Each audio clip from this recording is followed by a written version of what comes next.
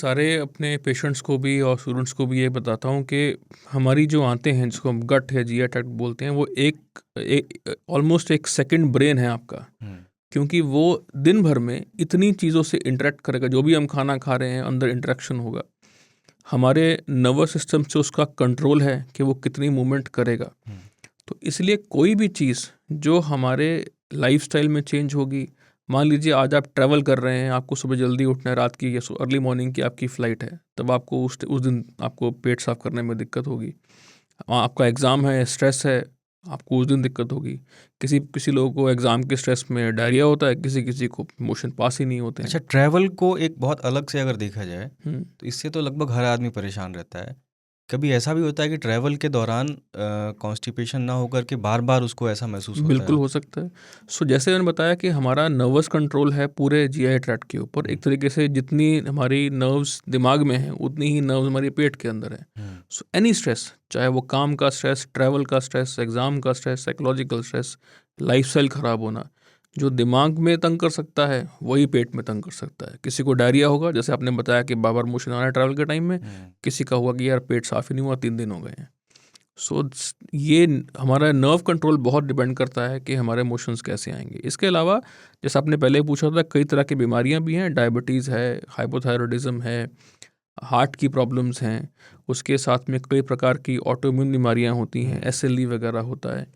सो इन सब के अंदर हमारी मूवमेंट्स ख़राब हो सकती हैं, किसी में तेज़ किसी में स्लो, बट ओवरऑल मेजॉरिटी में स्लो होता है और ये सब चीज़ें कॉन्स्टिपेशन कर सकती है। इसके डायग्नोसिस में अगर हम जाएं तो जैसा आपसे पहले बात हो रही थी, आपने कहा कि हर पेशेंट अलग है इसके डायग्नोसिस पे। जी। और जैसा कि विज्ञापनों में रहता है, दिखाया जाता है कि ये खाएं और इससे आपको पेट साफ हो जाएगा। इस कारण से लैक्सेटिव की जो है इनटेक बहुत ज़्यादा बढ़ गई है, बहुत उल जुलूल तरीके से। तो इसको कैसे डायग्नोज करें पेशेंट और अपने कॉन्स्टिपेशन को कैसे समझें? देखिए, सबसे इम्पोर्टेंट है ये समझना कि हमारे के अंदर अगर कॉन्स्टिपेशन हो रहा है तो वो किस प्रकार से हो रहा है।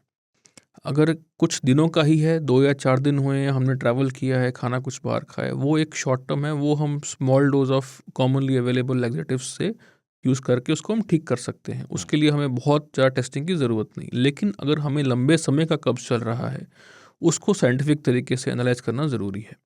उसके लिए सबसे पहले you need to meet a doctor who can understand, who या इस चीज़ में एक्सपर्टीज़ रखता हो, जो बेसिकली कॉन्स्टिपेशन को ही ज़्यादा डील करे।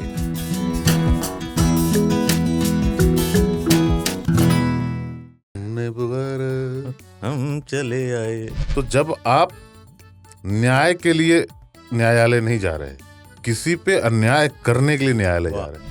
2-3 में मीडिया में ही होते, तो मैंने गाड़ी खरीद ली थी जैन। तनख्वाह उतनी होती नहीं थी, मतलब जितना चादर नहीं तो उससे ज़्यादा पैर फैला दिए, तो पैसे की कम थी। और लिए थे खाली इसीलिए कि पीर बाबा के दम के वो पानी, बरसात हो, ठंडी हो, गर्मी हो, कोई नहीं रोक सकेगा। ठीक है, बारिश आएगी तो कार है। बाइक में पीते थे तो बड़ा वो लगता था। तो अब लगा कि इसका EMI भी जाएगा। मैंने कार इसलिए नहीं खरीदी क्योंकि मैं कहीं जा सकूं, इसलिए खरीदी कि कहीं खड़े होकर के